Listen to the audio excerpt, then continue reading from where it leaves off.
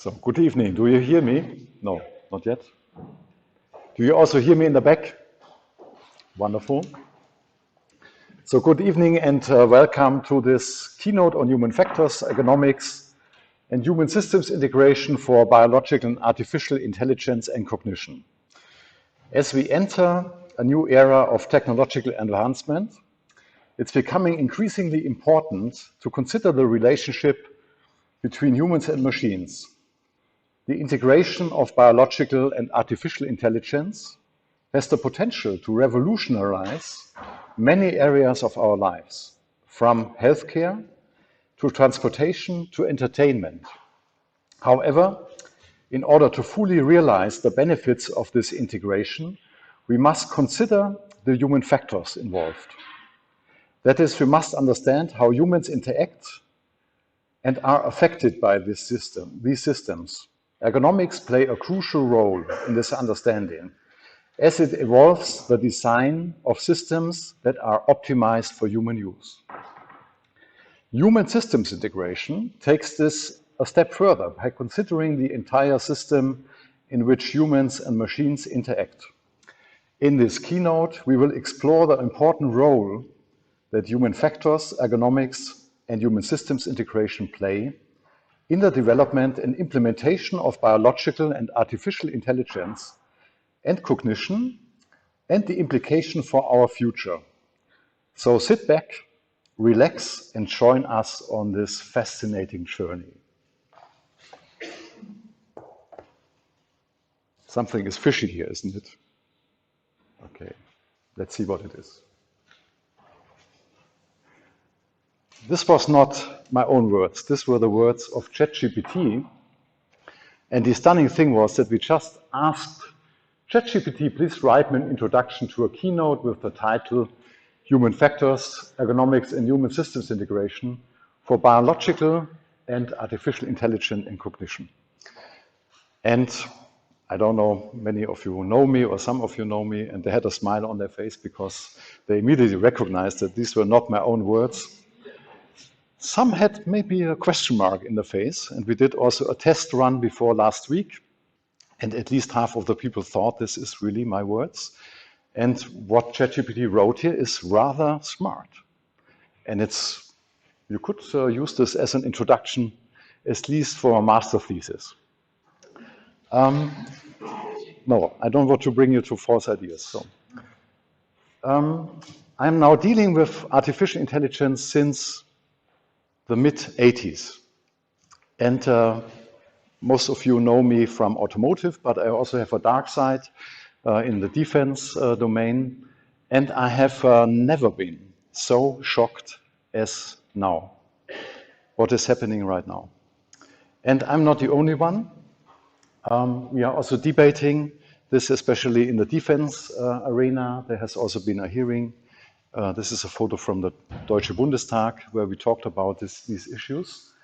And you might have heard that there's also a letter out there, an open letter that you could sign. We are debating whether we should sign this to have a stop, at least a temporary stop, half a year, on the development of large-scale AI. These are some of the people. Don't get distracted that Elon Musk is also on board, right? But there are also a couple of really serious researchers and scientists involved. So we have asked ourselves, we are an interdisciplinary team here between Fraunhofer and RWTH. We have asked ourselves, what can we give you as a hint to deal with artificial intelligence, to deal with this challenge? And before we do that, we want to know also about your opinion on that. So we ask you to go on this Slido. Many of you are familiar with Slido. It's very easy. Yes. I feel really important now because I think you're all photographing me. No. And answer the first question, do you think AI has more risks than chances? Very simple question, isn't it? Do you think AI has more risks or more chances?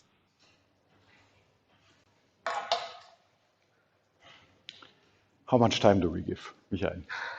You have seconds. We have already 35 answers, but the number is still increasing. Okay. We can directly see how many answers are there, so make up your mind.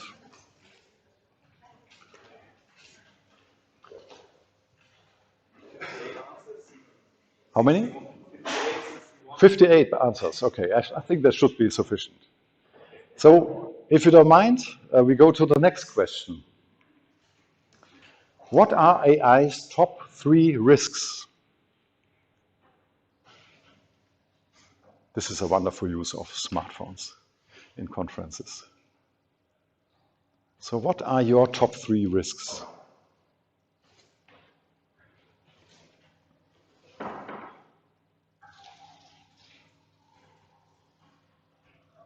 Okay, I see that you are already typing.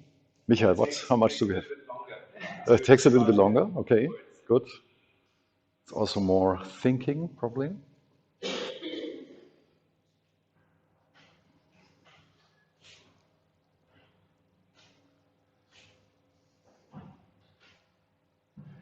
So the list is filling. 22, 23. 22, 23. Counting upwards.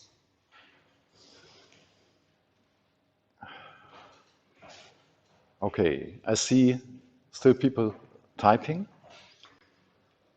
Maybe 20 more seconds. Okay. We have time. It's only a dinner waiting. All right. So I still see typing, so we should still wait.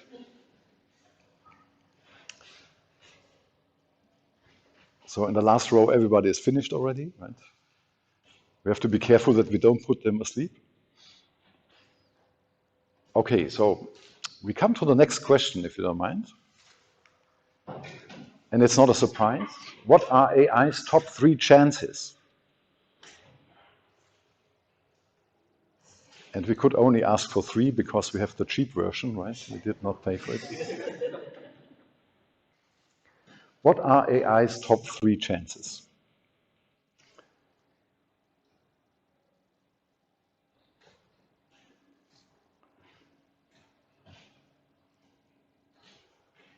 And we ask you deliberately now and not after this presentation because it might change. But let's see how this goes. And I will also not look into the results right now because then it might change my presentation. That's also not the sense of this exercise. Okay, still typing. That was a test whether you are still awake after this long day. Do we have a live signals from the audience? 49. 49, okay. And what's the drop-in rate per second? It's slowing down now, right? They're falling asleep. Okay, okay. I think we can proceed. Okay, we have enough. All right, so if you don't mind, finish. And we will look at the results a little bit later on. But first of all, we want to give you, of course, our insights. And it was nicely supported by Michael and Laurens, Alexander, and Ellen. We have the difficulty, we know human factors after such a hard day. The attention span is not very long. There has been a study from Microsoft that the attention span dropped from 2000 to 2013 from 12 to 8 seconds. The average attention span of the goldfish is 9 seconds. So what we will do is we will try to keep a pace of, let's say, 9 seconds to keep you up to this, at least goldfish level. So we will flip through the slides with a frequency of 9 seconds. So switch off all other stuff and please allow yourself undivided attention. That's really important. We challenge you to discover mistakes, send this to us, and maybe for a good mistake we also give out, what do we give out? A good bottle of wine. Yeah, okay. Warning, some of the content might provoke you or maybe blow your mind. Let's see. We offer some new connection. Some of you know synectics, so they know what I'm talking about.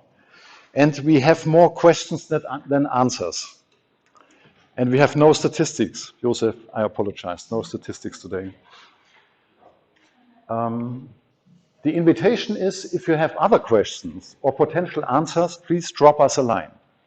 We plan to do a publication also on this, based also on your insights that you have, and the 3 best contributions will be invited to do a publication with us. Okay, so motivation enough. Now, when we did a dry run last week with 50 people online, my young colleague said, you are like this guy, being in the wine cellar and opening all bottles of wine and then drinking, and then everybody is completely drunk. You know, this is Obelix and from Asterix in Britain. We are here in Britain. So we will open all kinds of bottles of wine. Be careful, it can make you drunk. We have on the left some kind of a map. We go from history to present and to future. When you get dizzy because of the high pace of slides, just close your eyes and listen to my voice. It will be okay.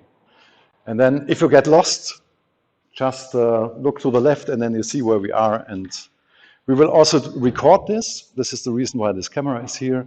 We will send you a link if you like, and you can do this then in half speed afterwards. So that we really make the time for the dinner. So this is the plan. And with that, we start the journey. So fasten your seatbelts. We start in Braunschweig, where we met. And not far from Braunschweig is Schöningen, and there they had these tar pits. No, this is not working. Yeah, this is working. Incredible. Here. Big pits of brown tar. And there in 95, this was before we met, they discovered these wooden spears, 6 wooden spears, 1.60 meters to 2.20 meters, wonderfully crafted. The tip was hardened by fire. What do you think, how old are these spears? What is your rough guess? Just shout a number. 20,000 years, not too bad, okay. Other numbers, higher, lower, 20,000 years. 5,000 years, okay, okay, yeah. Yeah, you are in good company, so probably the most people estimate it like this. Now, the most conservative measurement of these spears is that they are 270,000 years old. Yep, so it was not Homo sapiens at that time, it was Homo heidelbergensis. They were able to craft those spears, and then somebody built replicates of those spears, and athletes were able to throw them 60 meters and quite accurately. So this is a very precise weapon also. And you can see them also in this museum, but why is this important for us, and why is this important for us with artificial intelligence? First of all, they also found these horse bones. So they reconstructed that these Homo heidelbergensis obviously rounded up horses and then stabbed them and ate them. So this was an important source of food at that time. They did not do this alone, but they did this obviously in groups, and they cooperated on this. And here we see an abstract representation for this. By the way, it's the oldest wooden weapons found on this planet so far. And for us, it's an example, first of all, of technology. But behind the technology is often human factors. So it's human and technology. But here it's even more, because you need also to consider the whole system, the technology, the human, the organization, and the environment. So this is what we call human systems integration, or you could also call it human factors integration, which we heard in the morning, right?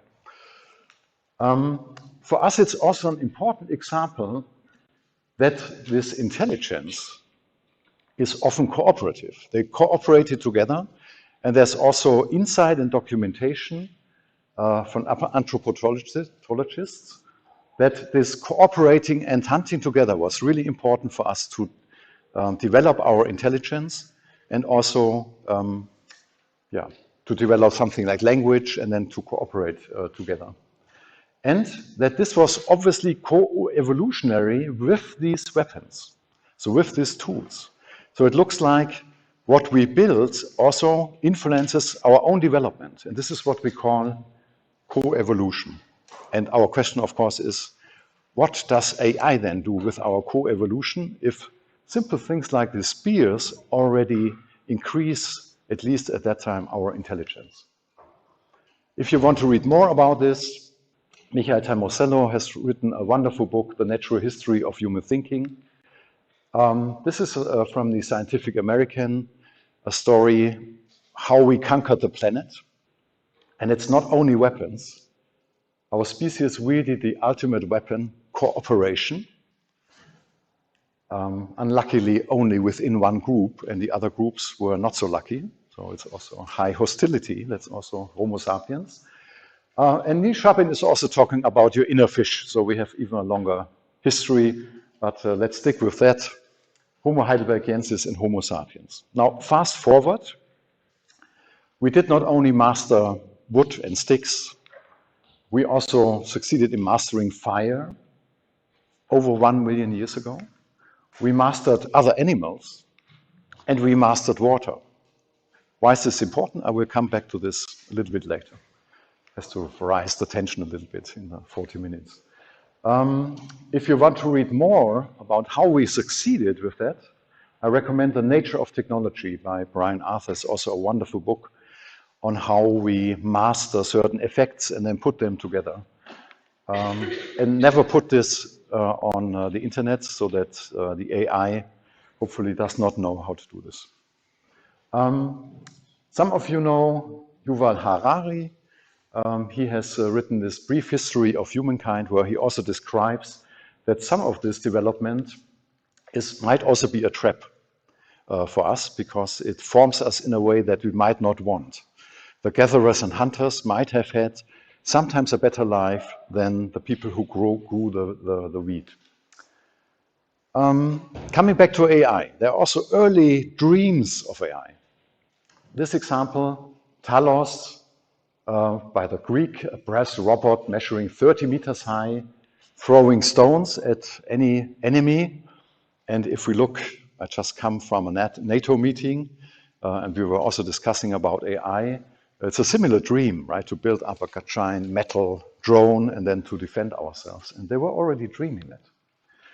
They also had other dreams. They had an oracle of Delphi, where people came, they asked questions to the priests. If you had enough money, then you could ask a complex question to a female priest who obviously got drugged. If you did not have enough money, you had to ask a simple question with yes, no, and you would get a little food out of a jar. And if it's black or white, this means yes or no. And on this temple, there was also a famous inscripting, Meden agan, nothing in excess. And then noti seauton, which is also an important one, know yourself. And some people, this is still Homo sapiens. This was already Homo sapiens, didn't this? Huh? We have the same genetic disposition, so we tend to go somewhere and ask, and then, yeah, it helps us. We believe in it. We read scientific books. Other people read, I don't know, other stuff. We believe in our stuff. They believe in their stuff. And it hopes that it brings us forward. So it's a deeply enrooted pattern that we're following there. And I'm very curious what AI will do with this pattern. Luckily, we have science. It started also in Greece.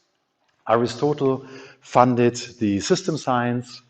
I don't read this complex sentence here, but the simple one, the whole is more than the sum of its parts. And if you look at this, we are often focusing on the little parts. And only if we take certain perspectives, then we see the whole system. So it's a matter of perspective. But he founded system thinking, and let's see what this does, especially the whole is more than the sum of the parts with AI. He's also talking about emergent effects, so that some part of this whole you can't predict, because you can only predict when you put it together, and then you find new effects. So keep this in the back of your mind. We will need this a little bit later on. Like other stuff. box of Pandora. You know this old story that we humans, we open this box and then a lot of evil stuff comes out. And now look at this guy. Giulio Antonio Bonassone in the 1500s, and he had a picture like this. You have this box once again, but what comes out of this box is other stuff, is space, hope, equitas, pax, peace, this means equality, hopefully, felicitas, bliss. And this is one of the earliest pictures we have of the program of the Renaissance and then later on of the Enlightenment. What we try to reach with science is this. And at that time it was revolutionary, equality in a society that was deeply unequal, right? So maybe there's also hope in this box, but we will see what AI then, what this kind of toy in the box, what will come out of that. Let me also introduce you to this serious guy, Georg Wilhelm Friedrich Hegel, German, terrible writer. If you read his books, it's desperating. But he had some really good insight. He invented dialectics, that when we think, we can also think the opposite. And we don't have to kill each other because the other person is thinking the opposite, right? We can debate and then try to synthesize this. And what he says is the synthesis is often much better than the original thesis and antithesis. It's uplifting us. Aufheben is the German word, and it means uplifting. It also means cancel the conflict. And this is a basic principle that was then heavily also investigated by many other philosophers. And this is what we use in science. It's our basic routing. Thesis and antithesis. Fast forward once again. If it's too fast, close your eyes. Progress by enhancement. We had a lot of inventions like a clock, steam machine, audio. I love this guy who observed birds for many years and then tried to build this, succeeded, killed himself, but is finally, we can fly nowadays, right? The invention of the automobile. Yes, this might be all German inventions, but there was no Germany at that time. Another German invention, no, the computer, Zuse. This is not a German invention. This is a Japanese invention, the robot, and was also dreamt many, many years ago. But the essence of this is, it's progress by enhancement. And first of all, it was physical enhancement. And we see with this one here, with the Zuse, and then also later on, it's cognitive enhancement. And that's a big difference. So we work with enhancement. Bad example of enhancement, Second World War. Another bad example, what we put out of the box of Pandora. And there are also serious voices that AI is something like this and might be a little bit dangerous. Luckily, we also took out other things and inventions, United Nations, Europe, NATO. We have learned a lot what we do here today, human factors from the military. Early examples of a pointer device already in the 50s in air defense systems, space race, the landing on the moon that influenced me as a little kid then to go to NASA later on. In 1983, we got almost extinct. That's we know in hindsight, when we can analyze all the documents, that Stanislav Petrov, a Russian control officer, discovered an attack on Russia and was supposed to launch a re-attack. And despite all his orders that he had, he decided not to do it. Got heavily punished. Later on, he got reimbursed and got also medals of honors. But it was really close call that we wouldn't sit here together. We would be in a completely different shape.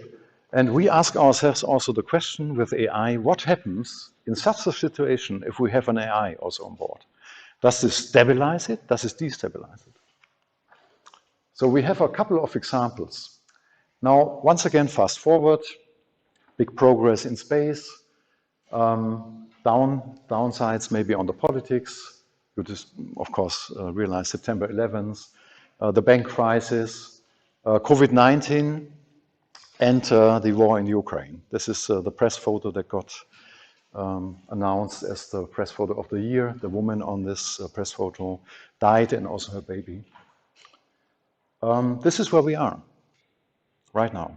And here comes AI. No, not yet. What happened also? We had this discussion this morning, and I pulled up this slide because it fits very well. All these crises, they did something with a really important quality of our society, and that is trust. What you see here is, besides these many numbers, but just look at this graph here, that's the trust in US policy over the last decades. And you see that it's going up and down, but here it's constantly eroding to a ridiculously low number, that only 40% of the American citizens have trust in their own government. And this is really happening. And we have also seen Trump and people following him storming the Capitol and things like that.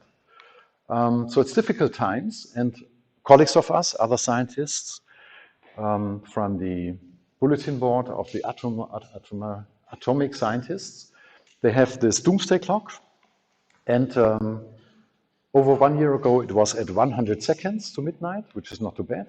Now they recently put it to 90 seconds.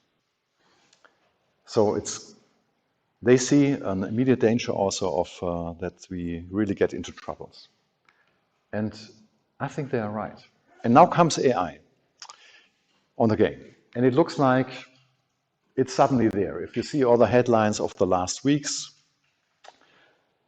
we think it comes out of nothing and it's a big breakthrough. Yes, it's a breakthrough, but it doesn't come out of nothing. This is a map from our colleagues from Harvard. The only thing we had to add was that not the Mark I is the first computer, but the SUSE. But other than that, they are quite right, that AI started in the 40s and 50s already. And then we had a constant development of theories and practice, And a lot of the inventions that we have, regulators, that we can have automation in cars, are based, or were called AI in the beginning. And now we don't call them AI anymore, we call them automation. But there's a big program also behind that. For example, Licklider already announced the man-computer symbiosis in the 60s.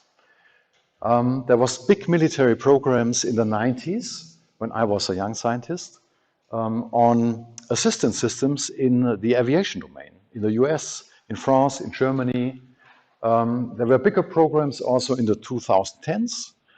And now comes ChatGPT. The difference is that all these other things before were focused on a very small domain. So we could call this small AI or not general, right? Specific AI. There are different types out there. But ChatGPT is the first AI that is considered to be general. And that's the major breakthrough. And this major breakthrough already ties into this long history. So we have a lot of experience, but not with this type of AI. That's really new.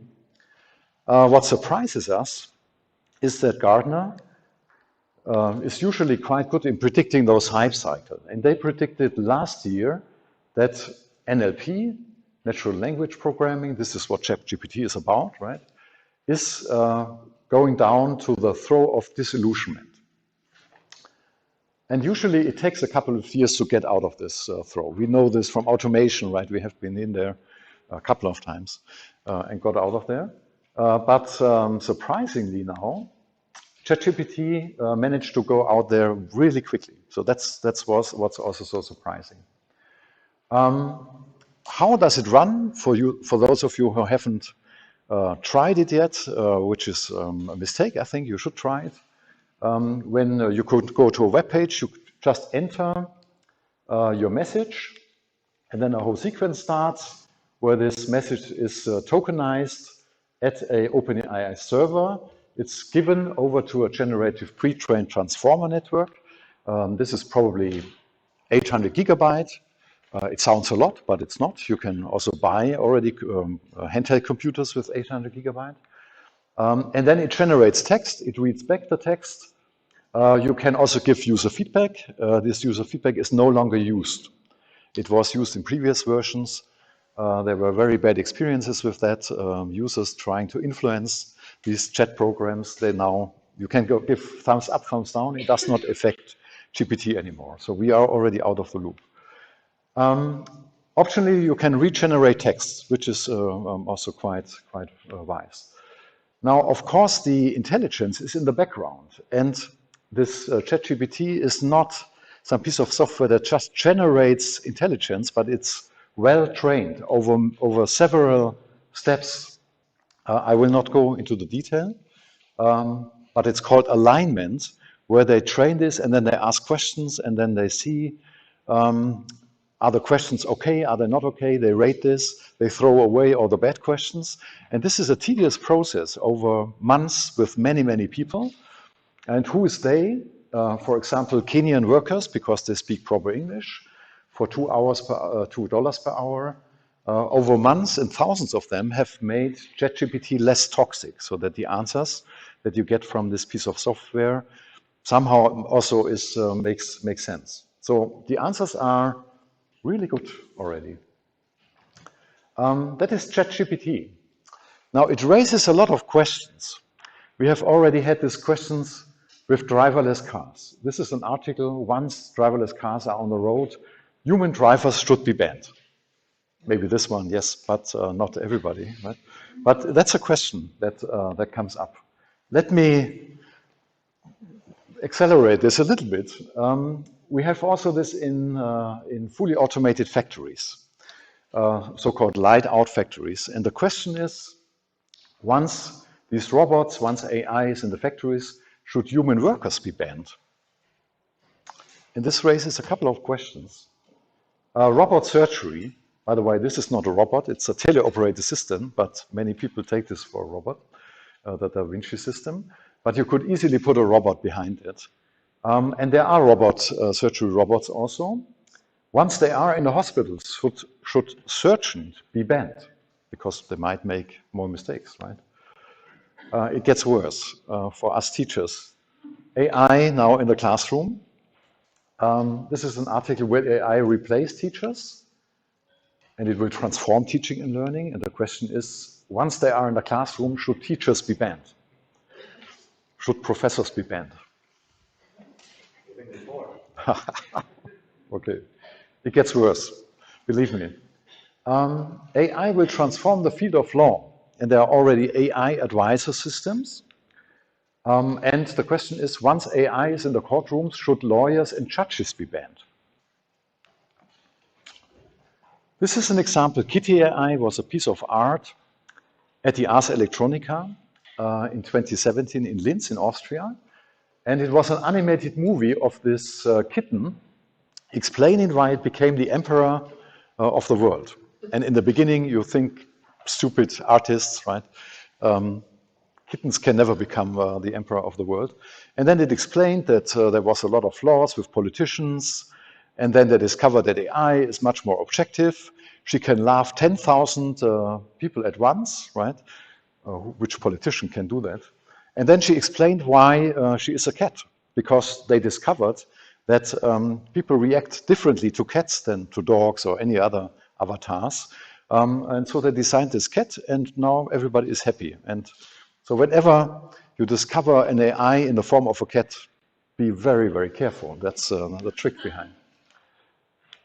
This is where we were already. No, wrong direction. This direction. So once AI are in the parliament, should politicians be banned? It gets worse.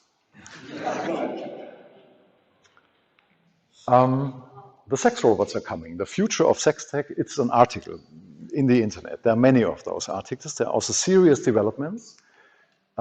Marriage with a robot, is that the future of humanity? And indeed, there are already people falling in love with robots and with AIs, trying to marry them, mainly right now in the Asian domain. But the question is, once AI is in the bedrooms, should human partners be banned? Oh, can it get worse? No. I recommend this movie. Who has seen it? Just, yeah. Okay. Can you recommend it? Yes. Yeah, okay, very good. Yes. It also won an Oscar, so rightfully so.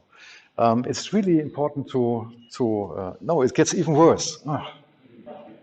A new church of the AI God is even creepier than I imagined. Development in the Silicon Valley. And the question, once AI is in church, should priests or God be banned? I would immediately be banned 200 years ago if I would have uttered such a sentence. But luckily, we are living in other times. This guy has written a new book, Homo Deus, where he describes this. He describes why in Silicon Valley there are now also religions popping up and they are based on AI. And there are increasingly a number of people who think that AI is the natural next step and we should build it up and then pray to it. I'm not kidding.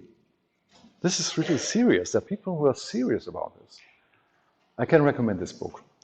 Well, godfather of all the dark prophecies, Ray Kurzweil already wrote in 2005, the singularity is near. He described the exponential growth and that it's a countdown to singularity. Not surprisingly, we are here already, right in this drop to the singularity. And also Nick Bostrom wrote a really smart book about superintelligence, that we are on the way to superintelligence. And he describes this with the metaphor that we are like mice discussing and then deciding to build up such an owl to protect ourselves. And then, yeah, this doesn't go well, right, with mice and owl. And they might be right.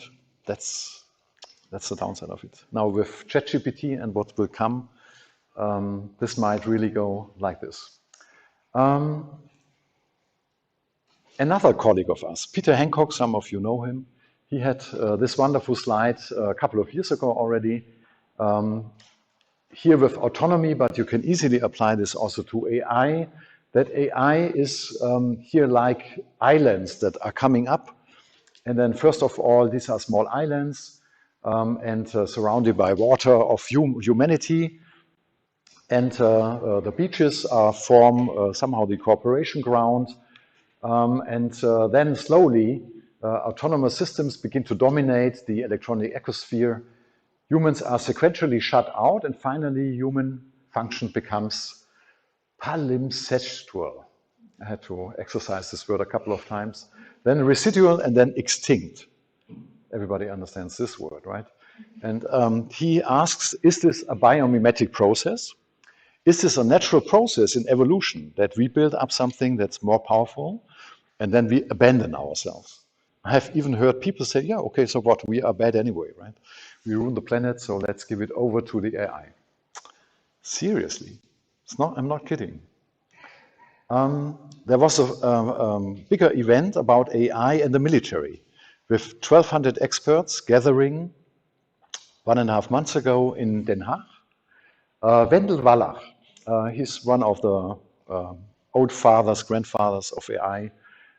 He gave a brilliant keynote without any slides, but with the main message, AI is like fire. We should be really, really careful. And he also had a couple of good examples. Of course, we couldn't hesitate to give this to the AI and tell them, draw us a picture in Midjourney, and this is the picture. Thank you for the hint, yes. And we see this also with the take-up rate, that Netflix took 3.5 years to get 1 million users. ChatGPT only took 5 days to get 1 million users. So the ramp-up rates are really accelerated. And we will come back to this fire a little bit later on. So the question is, where does this go? And what do we do with it? We think that dialectics helps us, once again. That if we think about one thing, we can also think and have to discuss about the opposite. And let's apply a dialectic principle now to the AI. Let's see what this does. And we have done this. So you see now as an orientation this scale here on the left side. And the first tension field, of course, we have discovered is the human and technology. This is Norman and Draper from the 80s, has influenced some of us. This is probably the reason why we are here in human factors and ergonomics. to bridge this gap. We propose that it's not only the human and technology, we have a much bigger gap. It's about the biosphere and the technosphere. The technosphere is also increasing heavily and almost like getting higher and getting bigger than the biosphere. And nevertheless, we as humans are part of the biosphere. Let's see what we can do with that. Now, if we talk about artificial intelligence, we also have to talk, if we talk about intelligence, we also have to talk about non-intelligence. And our probably one of the most intelligent person said, two things are infinite, the universe and human stupidity. And he is not so sure about the universe and probably very sure about the human stupidity. And let's see what we do with that. So what we see in the AI domain is already things where this AI is really outperforming the human. So we would say it's more intelligent here, more accurate than 136 of 157 dermatologists discovering skin cancer, but quite often it's also quite dumb. So it's also relying on the context and has difficulties, for example, discovering unusual things to really determine that this is a cow, because usually cows are on grass. And this is one of the example of many examples where you can see that AI is not so smart. It also has its very weak moments. AI is heavily hallucinating. We had this discussion this morning. Look up yourself and ask them who is this guy or girl, right, or woman, and then read. And some of it is true, and others are just hallucinated. Other facts are just hallucinated. And right in the moment, AI is also hallucinating. Now, one example is Samsung has an AI-improved shooting mechanism where you shoot at the moon, you get very clear pictures, and this guy here proved that this can't be true, that the AI just copied in a photo of the moon in order to improve this. This is not very smart. So there are also examples where AI is not very smart. Now, we often debate, is this really intelligent? Is this AI really intelligent? And then we discuss, no, it's not intelligent because the human is so and so intelligent and the AI is not like that, right? And this leads us nowhere. We have good experience with not talking so much about intelligence, but about cognition and control loops. And here we see that things become much more clear, that we have control loops that lead to a good situation or to a bad situation. And this is then when we say, okay, this is intelligent or not intelligent. And it's about cognition. And of course, many of you remember Hollnagel, who was later then saying it's about joint cognition. But this is already maybe a synthesis. So what we do in the military realm is that we put the cognitive processes of humans and computers together with what we call an OODA loop. Observe, orient, decide, and act. And then we look how can they be combined. And we see that this is a more fruitful discussion than the discussion whether AI is intelligent, because we can then structure this design space in a better way. What we also see is that there are certain difficulties when things ramp up fast. And humans have to decide that we also get in kind of ironies. That's a little bit too complex now to explain today, but we also give you the references, what we call a dilemma model. That's what our military operators and deciders always have to find. Another tension field, whole and part. You know this from any technological system, like the Space Shuttle Challenger here, that can be destroyed by a very simple little detail. So we know that we have to keep an eye on this. Now, how does this translate to AI? Here we have a local situation, but as the whole, we also have a situation where in our global planet, we are winning many battles, but we might be losing the planet, and it's important to ask why. And of course, important to also ask, what does this have to do with AI, and how will AI change this equation? Now, a more complex tension field, but it's nevertheless important to really address this. It's between want and should. That's probably the right time just before dinner to talk about that, because this is want, right? I want chocolate, and I should not eat chocolate, so I should eat the broccoli, and this is immediately clear that this might be a tension field sometimes. We have another tension field in between. You might see this person collecting bottles in order to earn some money to afford at least one of the two, right? So the can is also an important part. And we see this as a fundamental tension field, the want, can, and should. And this applies to the chocolate, but it also applies to this planet. We often do things that we want, but we shouldn't. And how does AI then affect this? Another tension field, fast and slow, probably one of the most important. Hartmut Rosa has written also a fabulous book about acceleration. We get faster and faster. This keynote should also get faster and faster, right? Otherwise, we're running out of time. And on the other hand, Daniel Kahneman has written that we have two mental systems, and if we are fast, then we only have predefined answers, and we are not very smart. Only if we have enough time and are slow enough, then we can reflect things, and then we get smart. And this is really a problem, because we see that AI is also speeding up things. So GPT-4 will provide a security pilot. This will come with the next Microsoft update. It will speed up things on the security level, but in a way that the humans will not be able to follow. And the question is, how do we keep meaningful human control over that? There's first experimental evidence on the productivity effects. I will not go into the detail, but just small details. Inequality between workers decreases as ChatGPT compresses the productivity distribution by benefiting low ability workers more. GPT mostly substitutes for worker effort rather than complementing worker skills. In a working environment, this might be brilliant to get out a higher productivity. In a university environment, this might be not very good, right? Because it's then benefiting the low ability students and not the high ability students. So we have a big problem right there already with this first study. And we don't know yet what we do about it. What we do in the military is also we analyze this. So if the human takes time in this orientation, observation, decision, and in this OODA loop, and the machine is much faster, how can we combine this that it's still okay, that the human is still in control? So there are several ways to combine this. And you see here, for example, in this combination where the observation is done by the machine, but the orientation and decision is done by the human, the action once again by the machine. We gain a lot of speed. We are not as fast as if the machine does it alone, but we have meaningful human control. As a very simple example, why do we need this?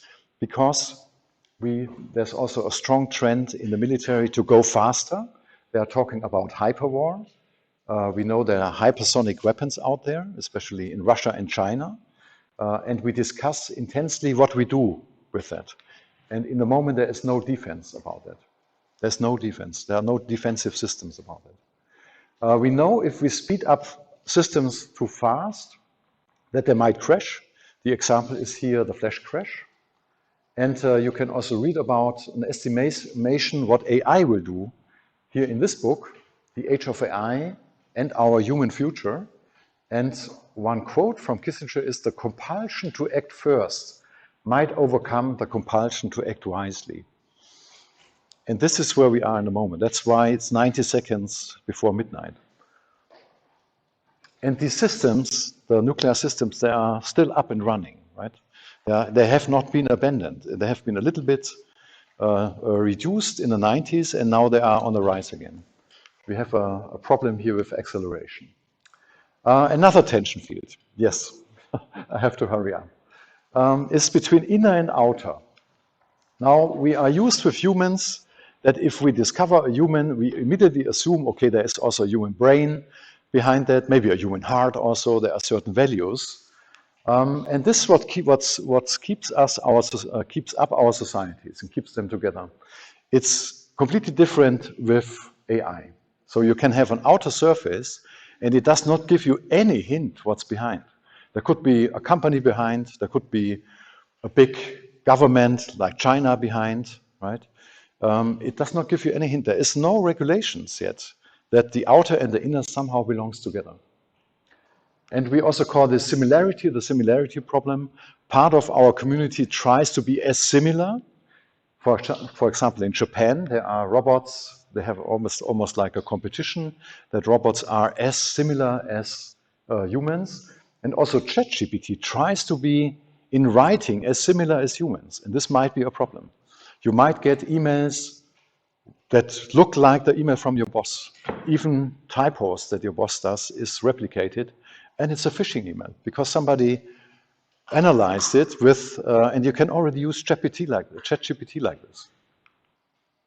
And then we have AI that might be completely different. And there's also a part of the community that does really interesting stuff, also in the embodiment of this AI. And we see this as a tension field and see later on how we solve this. Critical and optimistic. We have in the moment a very critical debate also. And of course, it's also fueled by hybrid threats, by fear of losing controllability. But we also have probably good effects that we hope. Healthcare, pharmacy, defense, agriculture, highly automated vehicles. And now to the results. So you agree on that AI has risk and chances, has more chances than risks, and only a few of you say it has more risks than chances. I think that's quite surprising. Let's see the next poll. What are your top 3 risks? Is privacy, deepfakes, manipulation, fake? Okay. Cheating. We will also put this into the slides that we will get later on. So you can also look at this a little bit later. But this is really interesting. So privacy is a big concern. Yeah. Chances, innovation, productivity, efficiency, scientific progress, reduce workload. So we see that we are already in a quite well-educated environment here. I bet if we do a similar post somewhere out there where people read other newspapers than we do, then the results might also be quite different. No? Okay.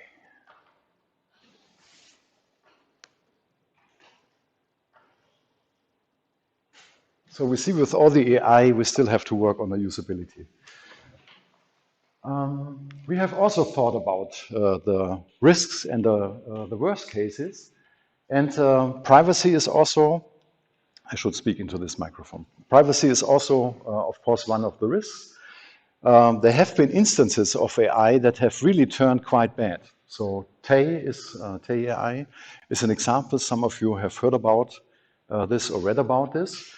That turned into really nasty language and started to love Hitler and things like that. So, of course, you know all this guy from the movies, right? This is probably when we think about killing robots, this is the archetype. No, they look much different today. They look like this, very smiley, tiny drones with probably 3 grams of chemical stuff in there that does a lot of damage. And there's also discussion how to combine hypersonic weapons with AI. So there's something more coming up on this. But let's first look at those so-called slaughter bots. And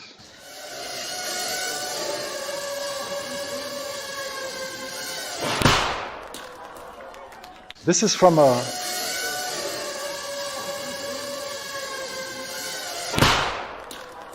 a presentation. It's a fake. 3 years ago. It was a fake. It's a famous presentation in the internet that you can also look up under the term Slaughterbot. But these systems are in development. So there are companies that combine little drones with explosives and with AI, and they are already announcing that they could train these for specific persons or for specific ranks, and then just start to use them and then kill people. And we discussed this in a moment in the military, what we do about it. And there's also an increasing discussion with the United Nations how to ban this. The discussion is very difficult because countries like China and Russia, they try to block those discussions. So this is another downside, potential downside of AI. Of course, we also see upsides. AI might work for us so that we can relax more. AI cures diseases. AI might help us to really solve and save the global climate. And the question now is, how do we bring this into balance, right? So we have big question marks. And luckily, this guy also provokes us, Hegel, to look into the synthesis. And in the remaining time, how much time do I have? Minus 6 minutes. Minus 6 minutes. Oh. Dick, do we have another maybe 10 minutes for solutions? Otherwise, they all go home completely depressed. Okay. Let me, in a fast forward, sketch a couple of solutions. How do we balance those tension fields so that we have a good dinner also afterwards, right? And don't have nightmares. How can we bridge the gap between humans and technology?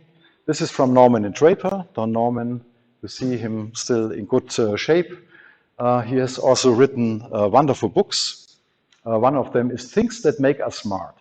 So this is what we should build, things that make us smart. And maybe if we use AI in the right way, it might also make us smart.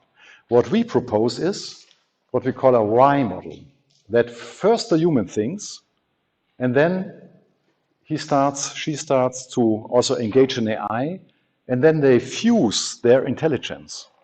But first the human, thinking yourself makes you smart. It's like eating yourself makes you probably healthy or whatever. So the Y principle, that's important. Some of you know this movie WALL-E, and one of the wonderful scenes is then that these human operators, they change over the years when they get more and more supportive automation. I love the steering wheel, right? We should build this into our cars. And it's very clear that obviously this is once again co-evolution, that this might also change us. So I would also like things that make us not only smart, but also healthy. That's also important. We are humans. We need also our body. So crossing over the biosphere and the technosphere, we are right at the very spot here as a community, because we build human machine systems that is a combination of the biosphere and technosphere. And we have the chance to build this in a way to really respect also the biosphere. So we already talked about naturalistic interfaces, ecological interface design. We talked about human-centered design. When we think not only about the human, but also about the biosphere, it would be good to talk probably about a human-oriented design and not about a centered design. So there are ways to bridge this. Tension field, intelligent, non-intelligent. Albert Einstein also said, when you have such problems, look deep into nature and you will understand everything better. We have looked into nature. Some of you know that we have found this example. There are also other examples. These creatures that somehow work together and they also cooperate then and with a human. And we translated this also to machines. And many of you know the SIE levels of automation. And they come from this horse metaphor, where we first talked about a tight rein, a loose rein, and a secured rein, and then translated this into what we nowadays call shared control, partially automated, conditionally automated, highly automated driving, and into control schemes. And we are pretty sure these levels, they have already been transferred to many domains, including manufacturing, that they can also be transferred to AI. and that we should discuss. They might not be the same levels, but that we should discuss what do we allow AI. A similar discussion. We know that there's an unsafe valley if AI pretends to be smarter and people then underestimate a problem. They run then into difficult situations and probably into accidents. This is what happened with the Tesla autopilot. We know this effect. We will have a similar effect with AI. And we need this community here, as you are sitting here, to control this effect, right? And we have this effect, we are seeing this now with self-driving cars. We are also seeing this effect with teleoperated vehicles, that if we don't handle this ABIS quite well, that people will run into accidents. But we have the knowledge. Randall Wallach, who said AI is like fire, it's really dangerous, we should be careful. He also proposed, let's put moral into these machines. Let's put ethic into these machines. And then we also know some of these machines might not be ethical. Some other societies putting moral in there, it might be a different moral. So we might also need firefighters, fire protection and firefighters. And some of you know this movie, right? And this will become reality. That's relatively clear. Tension field whole and part, local and global. We have developed a model, at least, with which we can connect the local with the global. And it's a nested model where you see the human machine systems at the center, and then all different layers of organization, of society, of the earth around it. And with that model, we can draw the interconnections. This is important. This is what we have lost when we only focus on human machine systems, the interconnections. So that's an important direction to really solve this problem that we have there. That we might solve tiny little details, but we lose the whole picture. This is an example that we have worked out in NATO about cognitive warfare. Time is not enough to go into detail, but here we analyze how societies are connected then with individuals, and for example, how enemies like Russia attack our societies, for example, with chatbots, as a very simple example.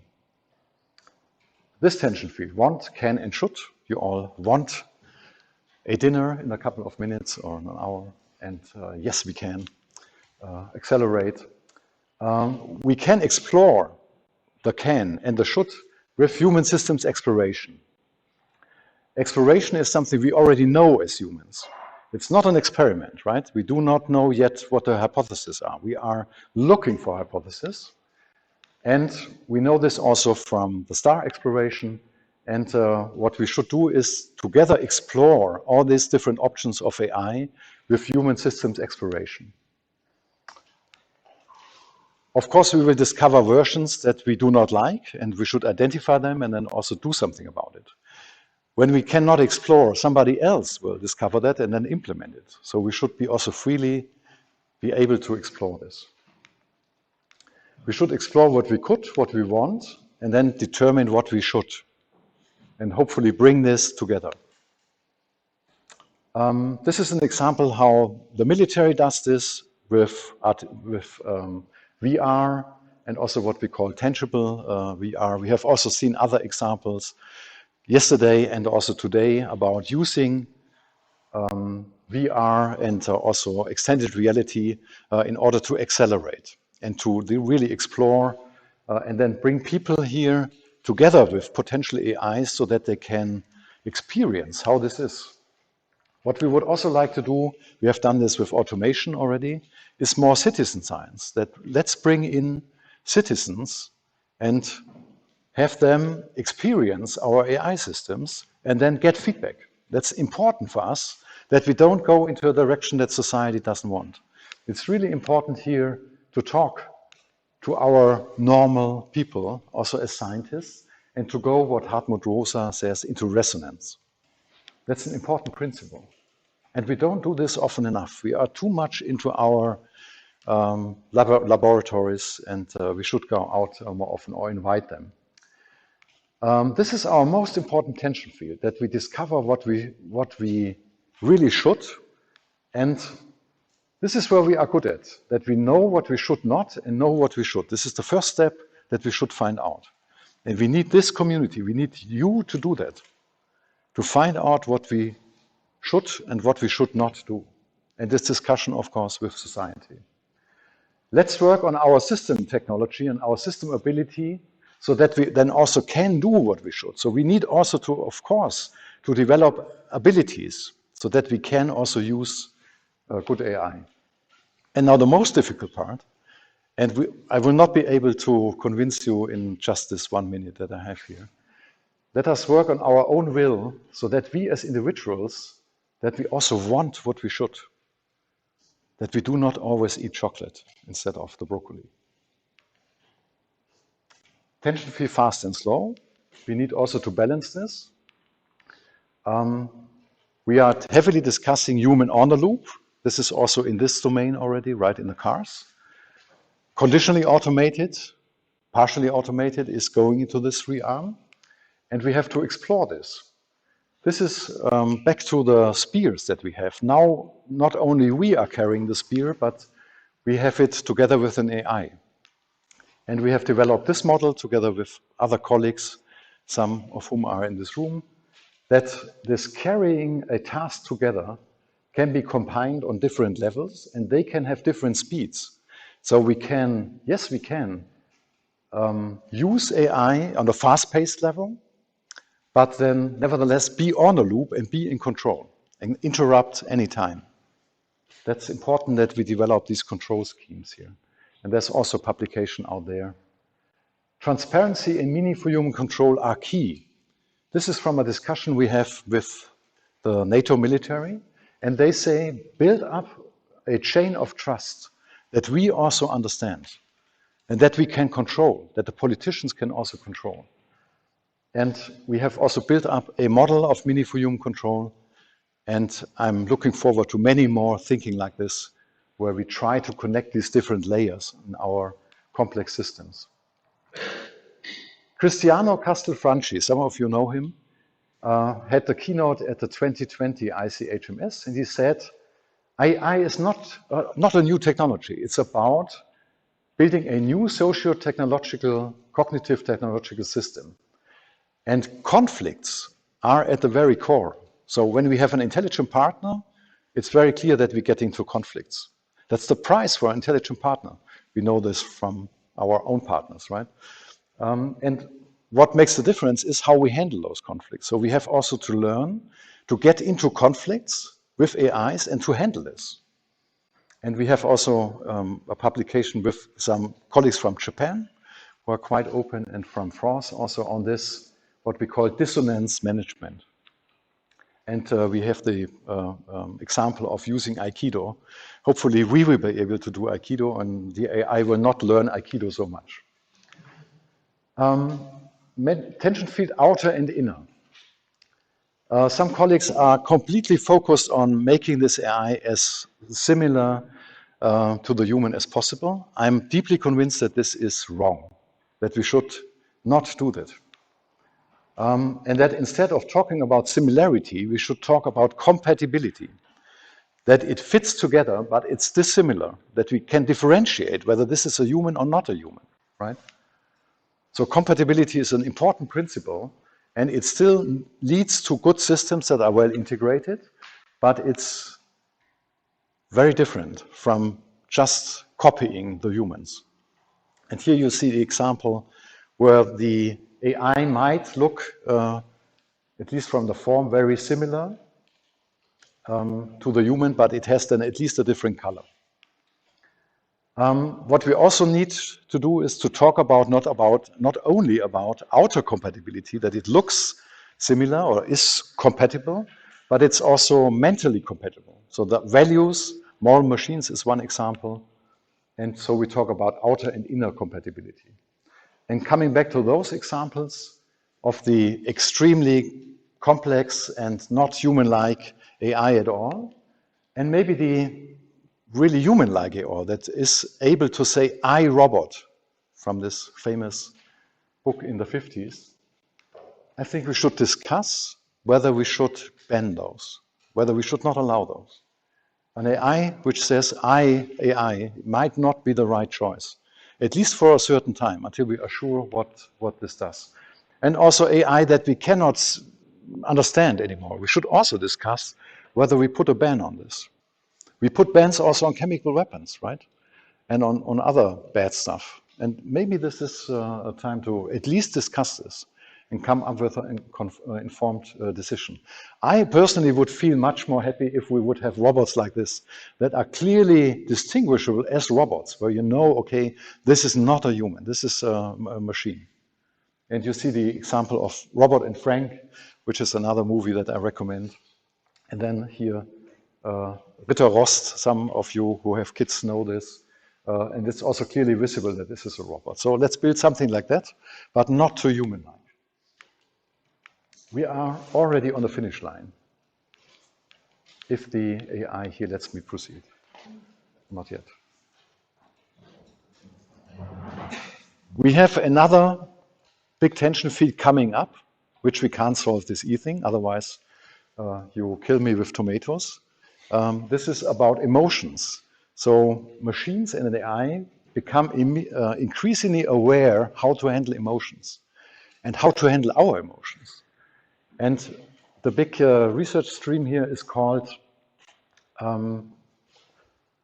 emotional AI, and it's directly playing with our limbic system.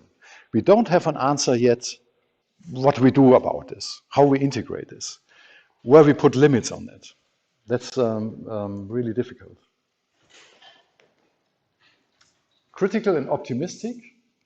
We have discussed this morning. Shall we all now just celebrate like on the Titanic and this is it? No, hopefully not. I hope I did not depress you so much that you now say everything is lost. It's not. Another famous philosopher, Karl Popper, said, optimism is a duty. The future is open. It's not predetermined. No one can predict except by chance. We all contribute to determining it by what we do. We are all equally responsible for its success. And there's no way around this critical, what he called the critical optimism. There's another good book out there, Between Good and Evil, the philosophy of the radical middle. They state that, especially in extreme discussions, the extremes then get all the attention and the middle somehow disappears. This is what happened in the United States. And we, as the middle ground, where we think we can balance things, that it might be a good region in the middle and not in the extremes, we have to boost up our forces and to get what they call more radical. And of course, at first we frown and say, oh, radical. We don't want to get radical. We are in the middle, right? We are decent people, well balanced. No, if we get into such severe discussions, we might lose the middle. So they provoke us to discuss, to boost up ourselves. And it's also to this Greek motto, nothing in excess, but this with a little bit more thrust in it. We also give you in the slides what the Deutsche Ethikrat also said about AI. It must expand human development, not diminish it. It cannot replace human intelligence. We have to really take a close look who benefits from it, and that the benefit is also equally distributed and not only some companies. Transhumanism, the thought that AI might be the next step of evolution, is unethical. It's unethical. It's not. It's the wrong choice to say, okay, let's build up an AI and then hand over it to it. Also, techno-determinism, an argument that we hear a couple of times. Yeah, we can't stop progress anyway, right? Also, this is unethical. That's a very clear statement. We do this, we integrate this with the weapons. So we lead discussions also on the ethical realm with people with ethical experts. We integrate this with every bigger defense program. It's state of the art now. We will not develop any defense, at least in the Western societies, without ethics. That's really important. We need new methods. We need you to develop new methods in order to balance this, to bridge this gap. Only partially the methods are here. Another part of the methods you will develop and hopefully bring this to a good balance. We need a human AI dialectic. This can also be controversial. So in the evening, please, if you disagree with something, I would be delighted to discuss this. Don't agree with everything, right? We need to work together. I'm from human systems integration. This is just one small piece of the puzzle. You are from human factors. We need to get the engineers on board, especially the system engineers. And we already heard this today. There's a lot of development now in the design thinking, and we need to integrate this. We need to work together, bring these communities together and work on this AI puzzle together. Human systems integration is not only the integration of human technology and organization, but also of the environment. So we have to also find an answer to that. And if AI is like fire, water, and horse, let's tame it together. We have tamed so many things. Let's also tame this one. We need to speed up because AI is accelerating really fast. This is the release, a pre-release, 13th of April. It's about ChatGPT-4, Sparks of Artificial General Intelligence. I would recommend that you read this, and it's very clear that this is emergent behavior that we would call general intelligence. It's happening right now in front of our eyes. We need to speed up because also dark forces are not. I need to speed up. It's almost the last slide. Evil is waiting. The building is closing. So there are already developments out there that might not be so good. Chaos GPT is the first public attempt to destroy humanity with AI. There are other people using AI. And the question is, how can we bridge the gaps between humans and humans, between humans and AIs, between technosphere and biosphere? And these are tough questions that we have to solve. It's 90 seconds to midnight. Staying neutral is not an option. It's time to act now. Please act. And here you find the slides. Thank you for your patience. I'm waiting for the tomatoes.